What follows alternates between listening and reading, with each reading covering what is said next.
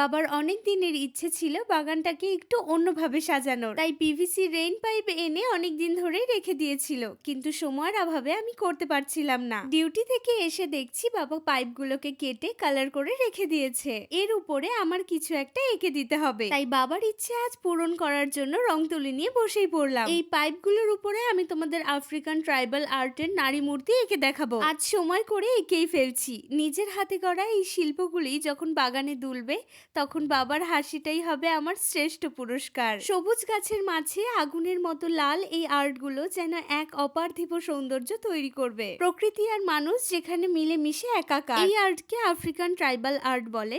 যেমন গ্রামীণ আদিবাসী মহিলাদের দৈনন্দিন কাজ, যেমন জল আনা বা মাথায় ঝুড়ি বহন করার দৃশ্য এখানে দেখিয়েছি। সবকিছু রেডি করে বাবা এগুলো ঝুলিয়ে দিল।